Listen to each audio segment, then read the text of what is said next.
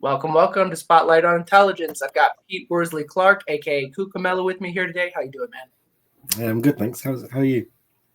Doing okay. It's like 10 a.m. I don't even know what weekday it is actually. Is it Wednesday? Yeah, Tuesday? it's Wednesday. Yes, it's like 5 p.m. here.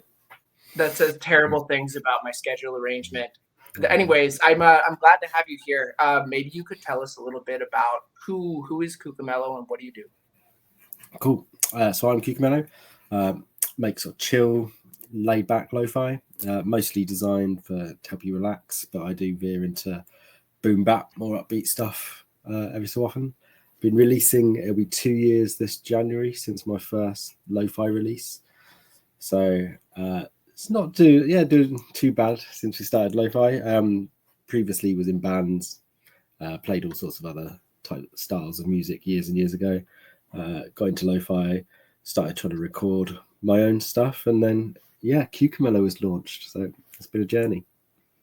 You said releasing every 2 years since your first. When was that first one? Oh yeah, so it's been 2 years since my first release. I released an independent album, two years ago this January. Um, after that was like after 10 years out of music. So I played in bands, toured in bands for many years, and got a day job. Spent 10 years wondering what to do once the band split, and then it's a nice thing to do. I think there's a lot of collaboration in lo-fi, but it's also something you can just do on your own in your house. You don't have to go out, find a singer, and all of that stuff. So it's a great genre to get into, and then just start expressing yourself again. Yeah, so it's been good. I think we're about to hit 200 tracks released in those 2 years. So at the end of this Impressive. month, yeah, 200 tracks in 2 years is yeah. insane productivity. That is respectable. If you don't mind, I'm curious. So maybe you could help me paint a picture of this guy who was a previous touring band member who takes some time off and reinvents himself via lo-fi. What kind of instruments did you play? What did the band do? What was the band? Yeah. So I played in a whole bunch of bands as a teenager and in my early 20s, mostly pop punk. So I played bass in a pop punk band for about 10 years, toured a lot around the UK. But I was also played guitar. So I was in metal bands, screamo, emo, some rock bands. But primarily punk and pop punk was the main thing. And then I think everybody got real jobs and quit, leaving, I think me left post university with a tour van, not knowing what to do with.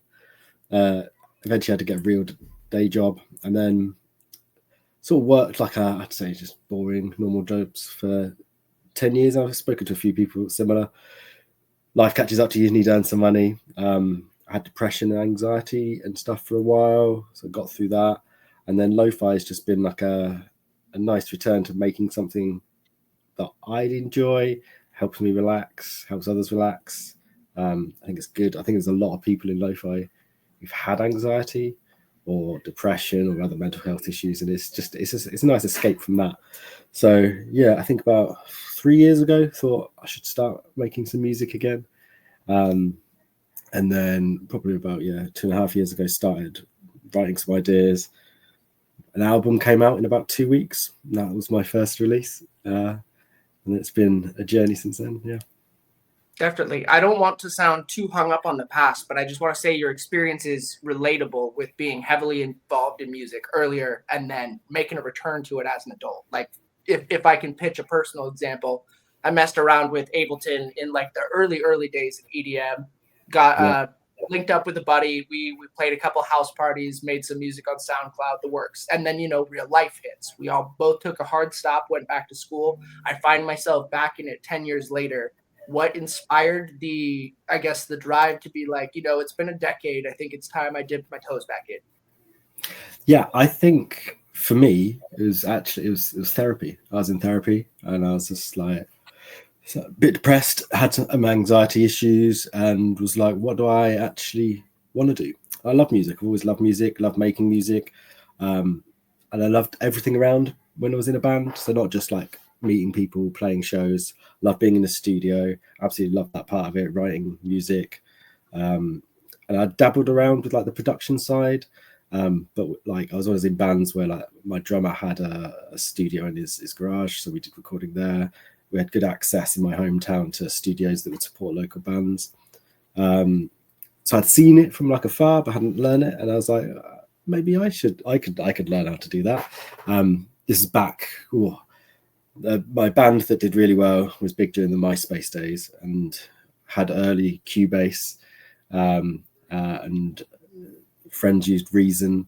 Nobody really used Ableton much, as I knew back then, but it was mostly a band scene, so that's probably a lot to do with it.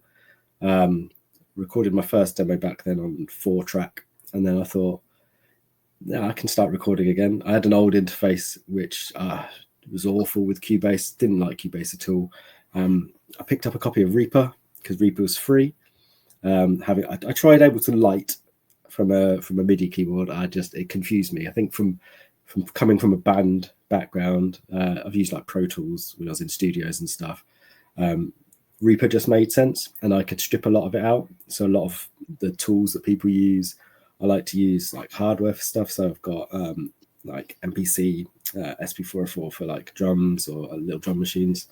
And then I play guitar and bass. Got a pile. If you're watching, I do have a pile of them behind me. Yeah, I've got there's my main electric guitar.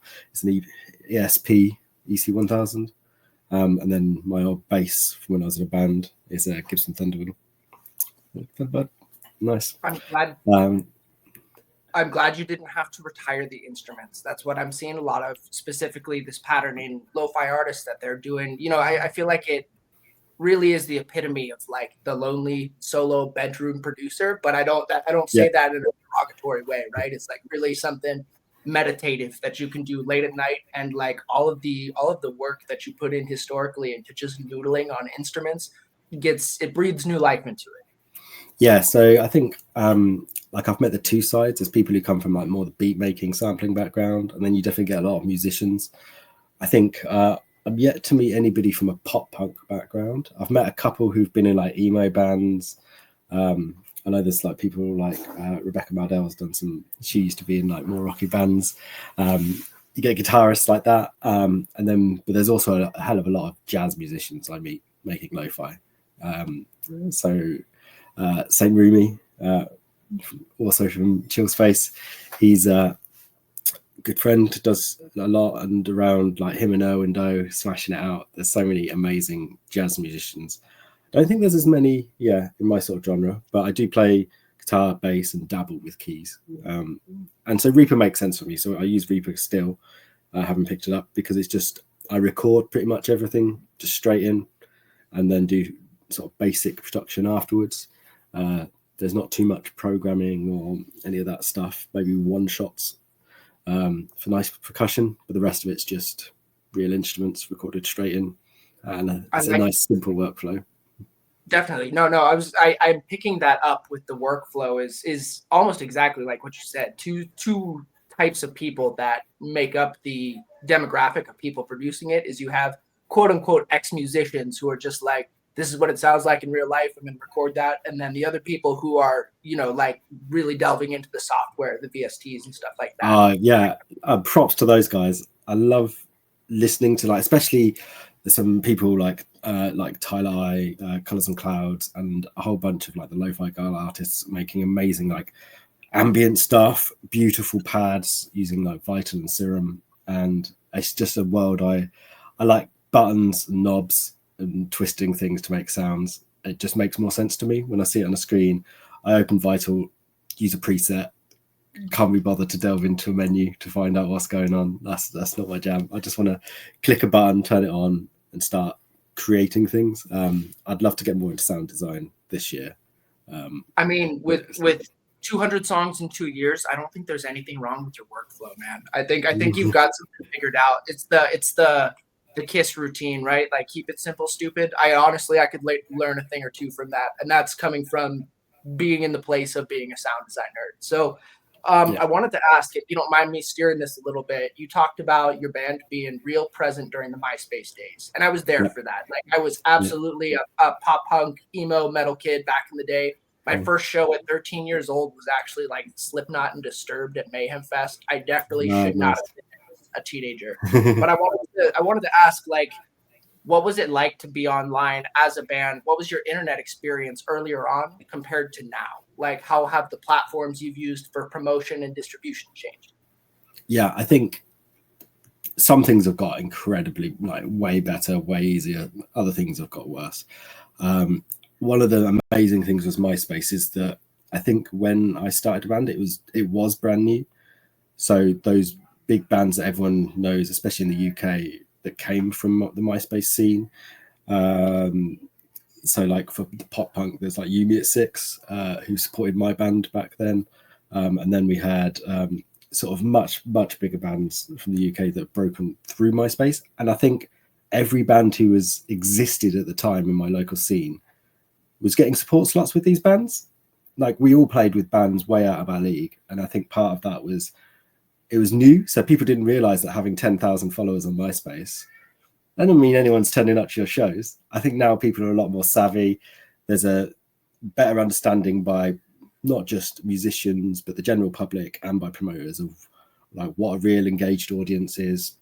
There's a big difference between like a TikTok star that you'll see these days and people who had big followings on MySpace. People who had big followings on MySpace it's the same as when you see a TikTok star now and they do a meet and greet and nobody turns up. It was the same for bands back then, but I think people kind of understand that's a thing now. So back then nobody did, but I did think it was great that it was always just about the music. Then there was a lot of like, how do you look and all of that sort of stuff in MySpace and everybody taking their posy photos, but it was a lot more around just hear some music. There was no like politics. There was nobody you couldn't do anything else on MySpace. It wasn't there for that. So that was good. But I think what did miss back then was like the online collaboration. That didn't exist in the same way. You had like forums and people would chat and kind of, hey, I like your band. But nobody was going to be able to send like stems from a track online to somebody to pick up in their like door. I think Discord had a big impact, especially on the way like the whole lo-fi scene exists on there. Like there's labels, there's curators, there's people meeting to do collaborations. You can like in 3 seconds send over some stems to somebody, they can pick it up and start working on a track. That just didn't exist back then. You had to like find somebody with a studio. If something like nobody had like there's no like amp sims or any of that. I think all of that is amazing now. I wish we'd had it back then because like collaborating, like I think I've done most continents with collaborations now. I think I've ticked them all off. There's a lot that I want to unpack with what you just mentioned there. So forgive me if I seem a little scatterbrained. I'm going to work my way backwards through it. So first off, I wanted to say I absolutely agree. It has never been a better time for collaboration. It seems like entire industries have popped up around this idea that now you can just grab a handful of stems online. Like I check my email once a week and get like 2.5 gigabytes of random sounds dumped in there from all the like all of loop circulators that I followed back in the early days. So I think too, it's like we're in this indie focused era that I think you touched on with kind of like the understanding of an engaged audience. I'd like to ask if you could go a little bit more into detail about that, because I was just I was attending a guest invitational at my studio where I am a student at SLDP, and we had a talent coordinator come visit. He goes by Bangarang, and he talks about how when they book acts, you know, you have this scenario of a TikToker musician looking really good, looking like they come armed with an audience, and then they proceed to fail to perform. Nobody shows up. Just because someone consumes your content online does not necessarily mean they're going to ship out to come see you play live. Yeah, I think that's 100% the case, and it's interesting. So we had like talent scouts come when I was in a band that see us on MySpace, come see us live, and you'd still get the same like aesthetics aren't right, you need to look like this. None of that's really changed since then to now in the music space. I think people's understanding have changed. I think every so often a new social media comes along and people like the whole music industry, especially major labels, seem to be blindsided by it. So it happened with MySpace and people were like signing people off MySpace who had no real following. We've seen it with the gigs from people from TikTokers. But it is that repeat. So I think like people understand that different platforms are for different things. So like YouTube, people are way more engaged, chatting to people. I think lo-fi, we're an odd community in that we don't have fans as much. There tends to be like a fans of labels.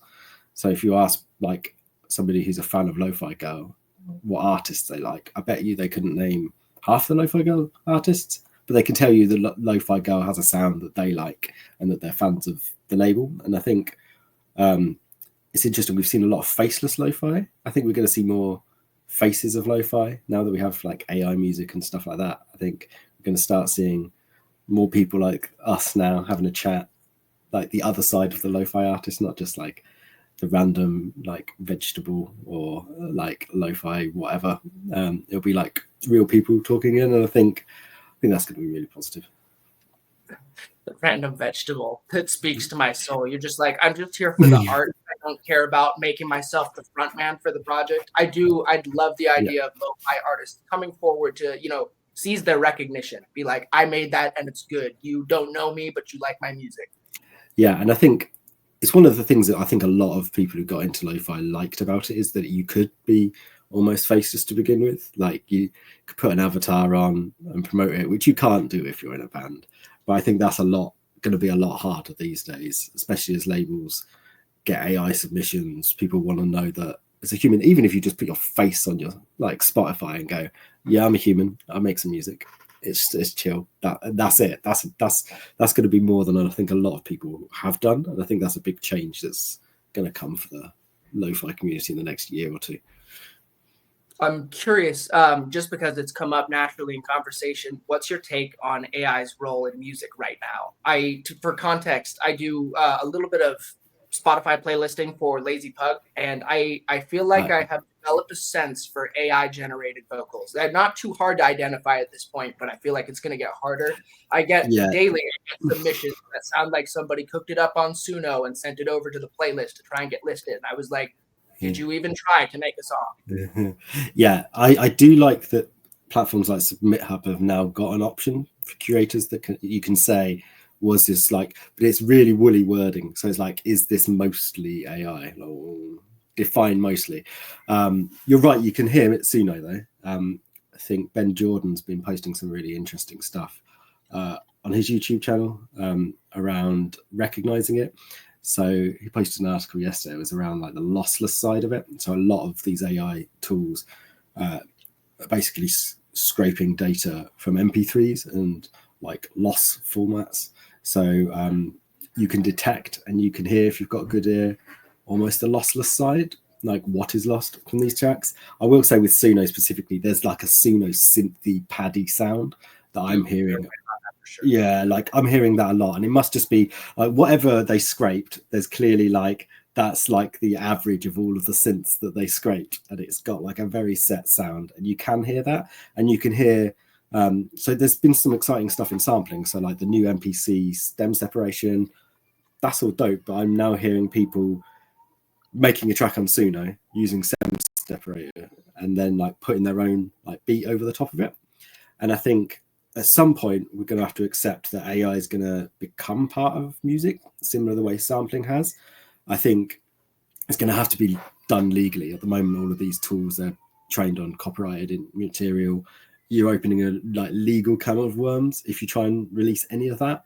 But I think once major labels have their own tools to create tracks using their own artists, I think you'll see like major labels releasing like their own track lib, but instead of like royalty free or you've paid a license and you get a sample from a song and you can chop that song, you'll pay a license to a legitimate label who owns what has been scraped, and then you will sample that. I don't think there's going to be a big push from consumers to want to consume AI total music in their day-to-day life. I can't see that. I think music's is an expressive thing from humans, and that's what people connect with. I can see people trying to push it for background music, which is why lo-fi is so impacted, and for like TV and ads and sync. I can see it having a much bigger impact there than most other, and I think most other genres and areas. But at the moment, I don't want to listen to AI music. I want to listen to somebody make a bad recording in their bedroom that expresses themselves. That's what I want to hear, and I hope that's what, like, I already know the labels are starting to say no to AI music, and specifically call it out, because the big thing, irrelevant of what your personal view is on it, whether you morally support it or not, like legally you can't do it. So for Suno, it's interesting that if you don't pay the license, you can't release it commercially anyway. So these people like pulling songs off Suno and just trying to submit to a label, like, you don't have the right to submit that anyway. So you'd be in a breach of contract immediately. And if you've then paid for a license, it's still owned by Suno. They still own all of the rights. You're not a songwriter. You can't collect publishing legally on it. Most labels won't want to release that. And I think what we'll see, there'll be some legal issues with the major labels against companies like Suno for scraping it. And I do think there'll be a legal version eventually, but right now, no chance. It projects a very dystopian future to me, the inevitability with which you described it, because I think you're right in the sense that, like, we can't really do anything to stop the advancement of technology. You know, like, first it was the artists who were having their art style illegally scraped by AI, and then seeing it reproduced en masse on the internet. It's got to be gutting, I think, for people to see that. But to have it happen with your particular musical style, that sounds like a corporate nightmare. But I do think you have the right approach by highlighting just like the practical nonsense of it, or the practical sense, I think is better. It's like, I think a lot of these people have this mistaken idea that they can hop on and use a tool to make music and then they're a musician now. And I don't believe in gatekeeping, right? So like, however you use to make music, it's like, it's your modality of expression. But if you're using a program that generates every element from the vocals to the singing performance to the instrument, and it's all owned by the same company that developed the tool, I think that's like an awakening moment for people to realize they have to put in the extra effort if they want to own what they make. Yeah, I like to think of music as it's a series of decision making. It doesn't matter how like talented you are, what you can play. Like, some people I've collabed with go from each end of the spectrum of don't play any instruments, but can program, can produce, to people who are like incredible jazz musicians who can play stuff I could never hope of playing. And there's everything in between, and that's fine. And anyone on that scale can make a great track. I think it's all around, like, what do you like? A lot of it is you putting your decisions and your tastes into it. So I don't like that snare, and we'll all do it. We'll sit and we'll spend, nobody cares, but we'll have spent 4 hours choosing that snare and that kick and that hi-hat sound. That, as part of it, is part of the decision making. If you just typed a beat, you've removed you making any decisions over what that beat is, even if it's just going through a sound library and choosing a sound. That's your personal preference, that's your taste. And I think that's who artists are. You're a series of all of those small decisions of your taste, that builds up over time to create your sound. If you're just typing, you're not making those mini decisions, whatever they are, even if it's just that preset, that drum loop, like that chord, like maybe this bit of EQ. All those little decisions, I think, build up to create what is art. And it's the same with visual art as well as music. Is what paint do you choose, what medium do you choose, what do you want to do a picture of, like what canvas, what brush, all of these little decisions. I think that's what builds up, and I think AI can't do that. It never will. I think you've done an excellent job of highlighting exactly what the problem is with it, right? It's like you've stripped all of the micro decisions that were made in the process of making it out, and just kind of shortcutted to the end product right there. And that in essence is what takes the human element out of it. Yeah, that's also the fun bit. Yeah, definitely. Who doesn't love spending 4 hours picking out the perfect snare, right? Oh, that's the way to spend your Friday evening. I want to redirect here a little bit. So if I'm pulling backwards through some of the stuff you said that really piqued my interest, I wanted to hear more about your experience with labels. We get a lot of heads through this show with Lo-Fi Girl, Chill Space, and associated lo-fi record labels. And I'm curious to know, like, how did you get involved with them in the first place? What have they done for you? Like, what opportunities were offered your way as a result of being an associate for those labels? Yeah, I think first start is I think there's a great community on Discord for lo-fi. So I started by joining like a YouTuber, Will Hatton, known as Hush Child. I joined his server, was the first one I joined, and you meet a lot of people, and I think just getting involved in that community taught me a lot. And it's this, I think it's the same with label communities. So Chill Space was not the first, I don't think, but one of the first labels I got involved with the community side, and both for Chill Space and Lo-Fi Stories. I now work for both of those labels. So A&R at Chill Space, a community manager, Lo-Fi Stories. And neither of those came out of me wanting to work for a label or asking or like chasing that. I just got involved in the communities. So I joined beat battles, won a few of the early Chill Space ones. I've hosted some now, and it's come full circle. So I didn't know much about the community when I joined there. There was lots of friendly producers, met them, did a bunch of collaborations, did a bunch of beat battles, started talking to the owners because I was just involved with the label, which led to me then working there. I now do playlisting, curation, all of that stuff that we all sort of end up in. But then I do a lot of the label stuff, and it's really nice to be the other side and to help other artists. Like, I mean, I haven't been at this a long time, although I've been doing music a long time. I haven't done the label side that long, but you learn a lot, and I think the lo-fi community is really great at sharing what they learn. I think there's very little gatekeeping. If you ask somebody, they'll probably tell you. If you've got a question like, what piano VST are you using is the classic lo-fi one. But if you want to know about labels, most of the people are approachable. Most of the labels I bumped into. And I think there is a benefit. I think I'd say for most artists, if you've never released with a label, you need to decide like what it is that you want to get out of it. It's not just you need to release with a label. Releasing independently is perfectly fine, but a label may give you a bigger reach.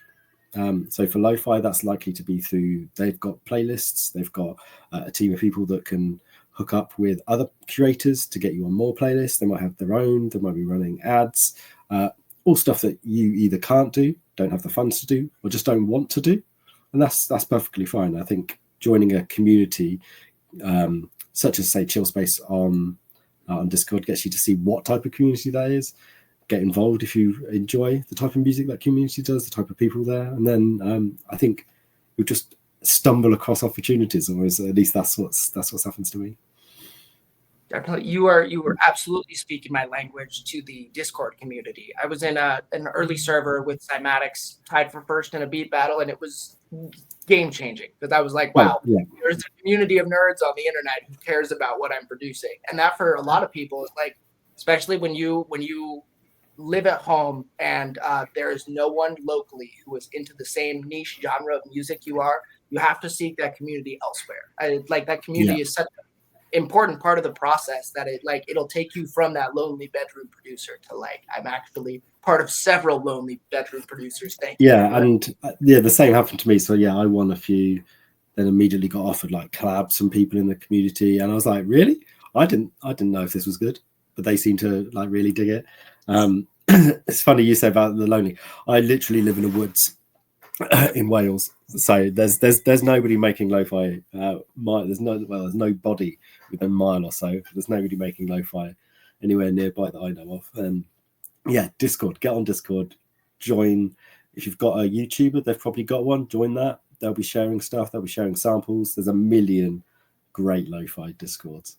You could I've tried to join all of them. It's impossible. There's so many to keep up with.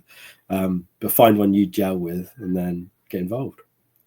I like it, especially the lo-fi Discord community has been so inviting comparatively. There's a lot of like elitism in music, like you're here, we're here, kind of like attempts to pigeonhole you to a certain spot. I've yet to encounter like a lo-fi community or lo-fi artist where they tried to push people out who asked questions or were just speaking out. 100%. Like I think I compared it back to my hometown. Like, so we were in like a pop punk band in a metal town. Everybody was into metal. All the pubs were like metal pubs, and like, what are you doing playing this silly music? And even then, you'd meet other like people playing pop punk, and it was all about everybody just like one upping each other, doing better than everyone. And I think there's like a healthy competition within lo-fi, people trying to show off like their new skill. But once they've discovered their new skill, ask them and they'll tell you like exactly what preset they're using, what their whole signal chain is. Everybody's more than willing to help, and especially like newer and younger producers coming in. I think everybody I've met, like I can't think of anyone who hasn't been willing to help somebody if they asked. It's really nice. So great mentors is what I'm hearing. Speaking of mentors, I wanted to ask you about. So you said, if I can draw like a timeline here, exit from music, re-entry via online, Discord, YouTube. You find these people, you participate in their lobby games, and then afterwards get offered collabs. What has your experience been like working with other people? Yeah, it's been overall really, really positive. I think there's always the odd collab that doesn't work out. Somebody's a bit rude, but the vast majority have been incredible experiences. I think with lo-fi as well, there's always things to learn, especially from people who play different instruments to you. It's invaluable how much you can learn from just being sent somebody's stems, and you're like, like when you hear a whole piece, it can be hard to decipher. Oh, that's the layers they're using to get that background texture. Oh no, it's not one. That's like 10 synths they've layered with all of this other stuff. And when you start sharing stems with people, you start to see more, like pull it back a bit, and you see that behind the curtain of, oh, they're using these layers in that way to create the sounds. That's a good idea. I could integrate that into my workflow. And I think it's something that really, really helps you learn. And there's also the contact side. Like, so I've met people and collabed, and then they've suggested maybe a different label. Also, I've done some where they've ended up as like three-way collabs, where somebody's gone, oh, we need like a horns player or a keys player to add to this. I know one, and that introduces you to someone else. And I think collabs are a great way of sort of broadening those horizons and seeing how different people do stuff, but then also just meeting new people, new labels, new opportunities. I think lo-fi is built on collaboration. We're all doing them all the time, so I think they're a really good thing. Definitely could not have said it better myself. I think to highlight specifically the education that you get from working with someone with a different style is invaluable. And I like, as much as I hate DAW crossover collaborations, I do love being able to dissect someone's project via stems and seeing exactly what they did. And I have to use stems. I've yet to meet somebody using Reaper. Everybody's using a You're the first person I've talked to actually on the show who's committed to using Reaper. I've had a couple testers, but I was like, to still be using that one is it puts you in your own niche. Yeah, I love it. What I was oh my gosh, I lost my train of thought. I wanted to, I guess, bring it back to networking. So you mentioned that, like, not only do you learn from these other artists, but you make good contacts. So you get an opportunity to maybe scope out a different label through somebody who's worked with them. You get access to their network of other musicians that they can put you in touch with. I guess two questions here is like, is there anyone that you've been particularly proud of working? I wouldn't ask you to put anyone on the spot, but actually I would. Anyone you care to name drop or collaborations you're really excited about? I think it's less. I've done collabs with some bigger names via beat battles that I've won, and they're always dope. But I think it's more the people that are in the community that I've then stayed in contact with that I think are the big ones for me. So my man Saint Rumi, he worked with the Chill Space. It's been great to work with him. Incredible musician. Enjoyed his work before we met, but it's better now that we formed sort of a friendship and we can talk about other stuff, have other projects together. I think that's been really great. And then there's a few that came out right from the start. So there's a few people who I've collabed with again and again and again. So Colours and Cloud, Greyware, a lot of people from like Will Hatton's Discord, Gretz, all of you guys. It's just been great to not just collab with one person once and then that's it, but to come back. Like, so we know, like I know if I want some beautiful pads that I want to add some guitar to, Colours and Cloud is somebody I've collabed with a lot, and I'll go and I'll just hit him up and be like, I know you do this well, let's just make a track, because that's what I feel like. And it's the same with that Greyware. I hit him up last year just because I wanted some guitar that wasn't my own guitar to play along with. And I think you start meeting the people and you start to vibe around what their sound is from a collaboration. And I think that's almost more exciting for me than big names, although there's been some big names that I was surprised said yes, or surprised asked. But sure, I hope that doesn't get misinterpreted as being a chance to like humble brag or clout chase. This is me pumping you for good artists to listen to. It's like, if I vibe with your music and you have collaborators that you're like, these guys have my stamp of approval, that I know I'm going to be in for a treat. I had a second question in that domain, which was, so you've got these artists that you work with, and you have a network that exists. For somebody who maybe doesn't have that network yet, how would you encourage them to approach a collaboration? Yeah, I think the main thing is don't just cold DM somebody. I mean, I'm sure you get that. I think as soon as you hit a certain number of monthly listeners, or if you start working at a label, especially, I saw a flood of them then, just because I've got a title that sounds like I'm important. Maybe at a label, you'll get people like, "Oh, yo, I've got this shit. Collab with me." Like, we haven't spoken. That may work for some people. For me personally, is I will only collab with people I've spoken to at least a few times about something else. So like, I've seen you on a Discord server, you've been engaging, you've done a beat battle, you've said like, well done, somebody, you've engaged, you're like actually active and engaged in the community. You've maybe liked some stuff on social media, but you're actually like part of the community and you're an active part of the community. I think that's the main thing for me. Then ask me if I want to collab, and then send me an idea. I think that's the way I would like it, and it's the way I like to do if I'm approaching somebody for a collab.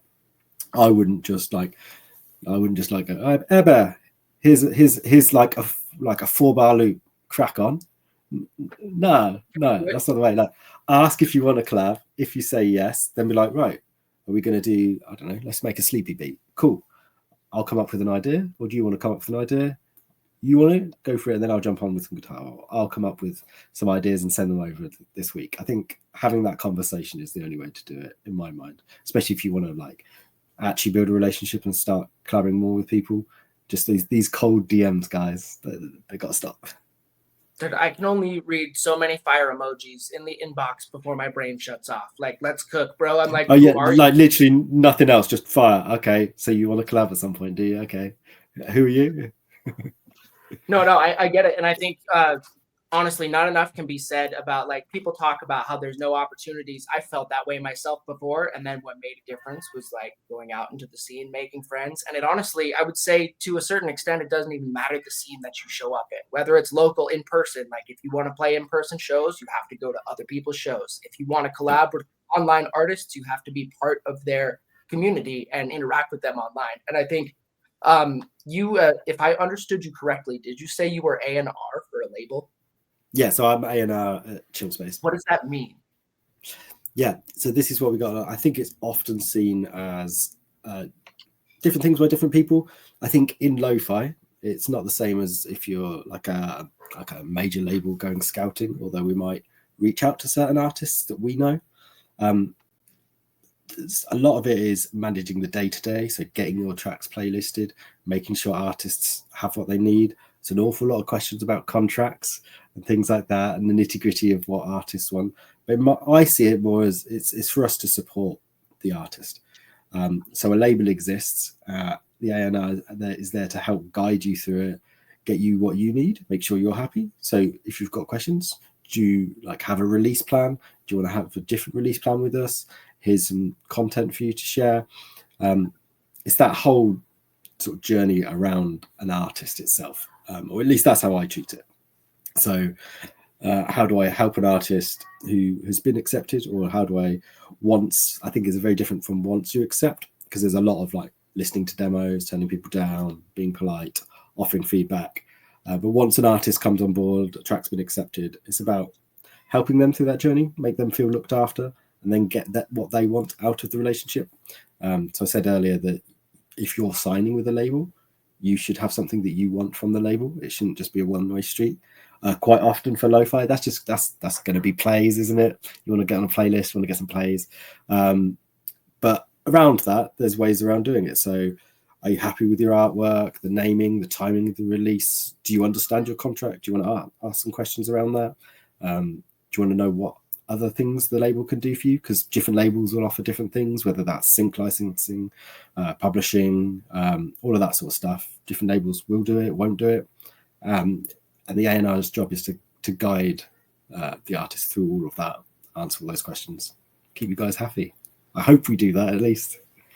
It sounds very much like a resident mentor role almost. Like you identify an artist who has a spark and you facilitate them through, whatever hurdles they may personally encounter towards like a successful release. What do you get out of that arrangement besides the satisfaction of creating an artist? I really like supporting the artists. I think that's the main thing for me. I mean, let's be clear. None of these labels are making loads of money. Lo-Fi Girl might be making good money, and then there's some big names who make a living, but there's no A&R for your local, like small, independent lo-fi label making loads of money. Some people might make some money if they're lucky. There's a lot of labels that basically hit zero, so people are just putting in the time because they want to support the community. And I think the community is the main thing for me within lo-fi, is supporting that community via Discord, but also supporting the artists the best way that I can. And I think I've had bad label experiences in the past.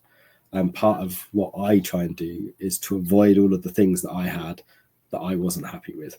So posts not happening, people not knowing when stuff, labels going cold turkey. I try and avoid all of that, make sure people are well informed, happy that they understand what's happening and when it's happening. I think that's the most important thing. And when I get somebody who's had a good release and they're happy with it, great, I'm happy.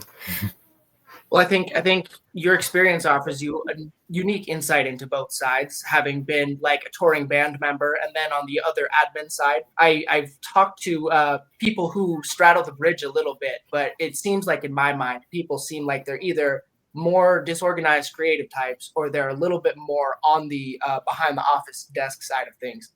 So like that's not to cookie cutter place people in their respective spots, but I think that it helps to have the experience of having been an artist and having had a less than stellar experience with a label to understand better what to do as a good label rep. So yeah, I think artists that then work for labels make really good employees for labels. But even when if I think back, when I was in a band, I was basically managing the band anyway. I ran our MySpace, I booked our tours, I rang up venues, sent demos in the post to labels, which we did on burning CDs back then. I did all of that back then. So it's like a natural evolution. If you're in a band and you're doing all of that and then your band breaks up, like self-producing lo-fi, you're doing all of that anyway. Labels just then the next logical step of, well, I did it for a band, I did it for myself as an artist. So now I'll just do it for others as well. I think you'll see lots of the people that I've worked with, the labels, are artists as well. So everybody at Lo-Fi Stories is an artist. Everybody's released. Now they started a label. And I think it's the people who really love the genre and want to then help others. It's just a natural progression. So I like it. It makes sense now in my mind how the job found you, as you put it. It almost seemed like every prior experience was kind of teeing you up to be in this position of being able to offer this mentorship to other artists. And I find that really respectable. Especially I like the honesty with the money making involvement of a lo-fi label. Yeah. For example, one thing, a pattern I've noticed is that among all genres of people I've spoken to, the lo-fi artists feel like they're the most content with their label treatment and the best taken care of. And I think 100%. I think there's a big difference between lo-fi and if you're in anything which does live acts. So I think there's the golden handshake of lo-fi labels, people call it, of the minimum 50-50 splits. If you're releasing on a major label and you've for those who are only interested in lo-fi, that's an incredible deal compared to what you get from if you're a pop act. There's less likely to have all of the recuperables that you'd have because we don't have overheads. There's basically we're making chill tracks for people in the background that listen on playlists. So like running ads, creating art, and doing the promotion is a cost that has to be recouped from labels, and our time has a value. But we're not putting on a tour. There's no big stage show. You're not spending 10 grand on a music video. There's none of that. It's just about dealing with people, getting on with the people, and then promoting their music directly to like DSPs. And I think it's quite different to if you were in any other genre, to be honest. Definitely. It sounds very human as opposed to corporate. I'm gonna redirect here a little bit. So honestly, you've done a killer job in addressing and giving me some insight into the stuff we talked about. I want to start driving things towards a close here. More specifically, you talk a lot about the experience of having been on the other side of it, knowing what not to do.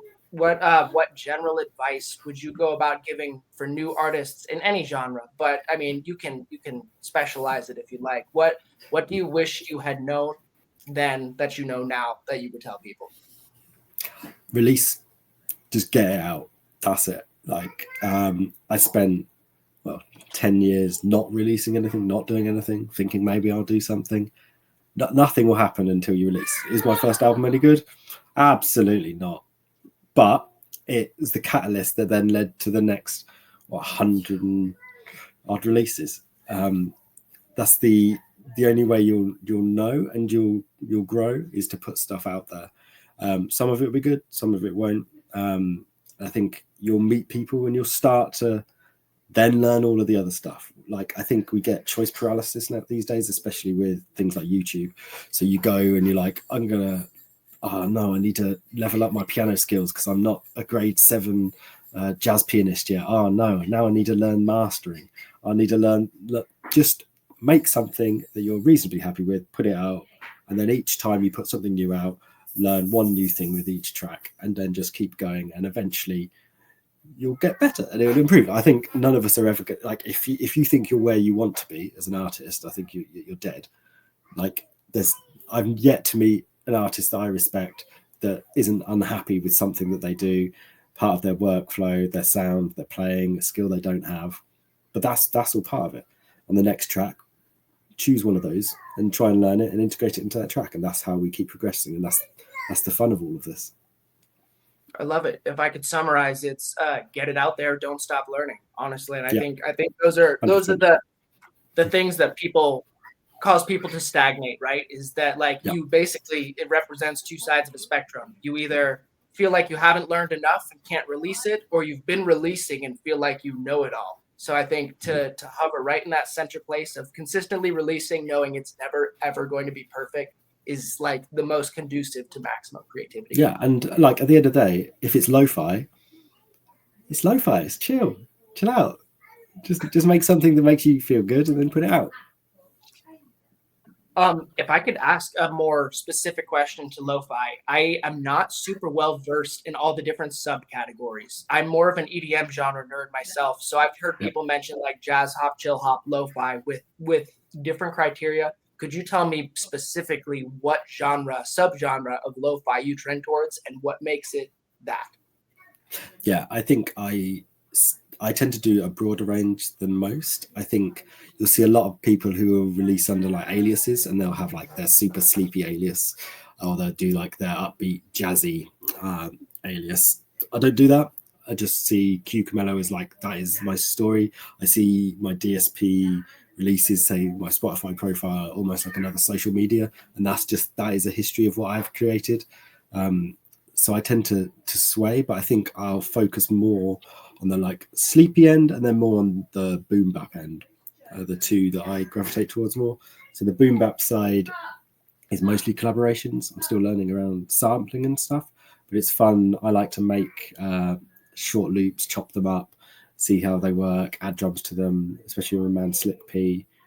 That's always a fun style. And especially when you're sampling yourself, you don't have to worry about all of these rules and laws around like copyright infringement because you're sampling yourself. So I think that's a fun side. But then if I sit down on my own with a guitar and just create, the sleepy is just what I think comes out of me. So calm melodies, relaxing. And I think that comes from like the meditative side, and like how anxiety then got me into making lo-fi as a way to relax. So I know lots of people listen to that like slow, calm, sleepy stuff just to sleep. I listen to that stuff driving. My wife is shocked that I can stay awake while driving, but like that just brings me down to like a normal level. So that's like where I like to be, like chill. No, I really appreciate the description, using moods and not like binary technical terms like this is a specific genre. Because I tend to do the same. Like in electronic music, at least for DJing and getting booked, it seems to be a almost pseudo death sentence to not have a niche where they can book you as like a techno act, a bass act, something like that.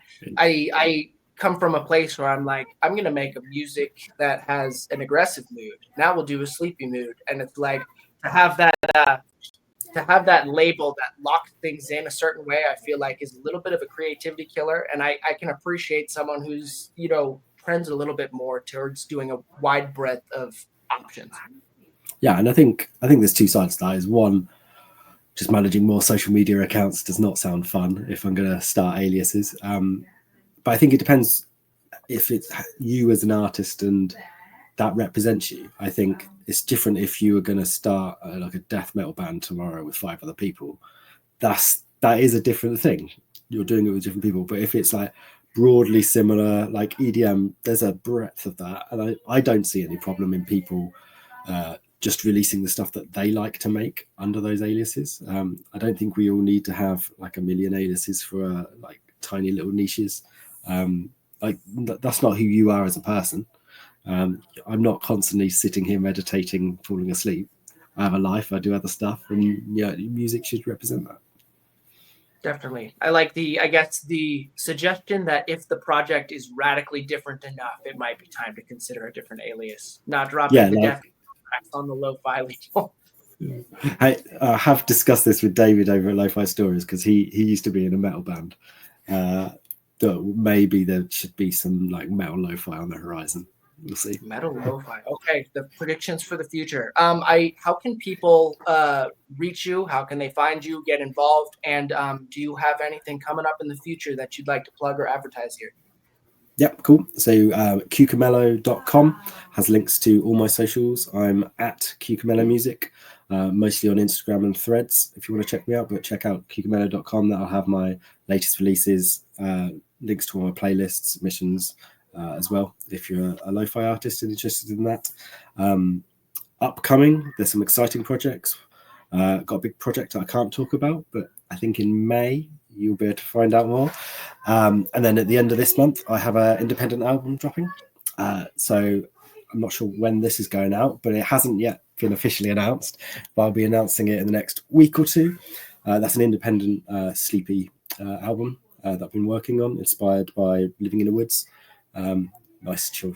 I think people will enjoy it. Cool. I'm excited. I'm looking forward to hearing some new releases. Pete, thank you so much for taking the time to show up. I've really appreciated the insight and understanding you've given me into the crossover between performing act and A&R rep. So this has been invaluable. Thanks again. Okay, thank you. Take it easy, boss. You too. Cheers.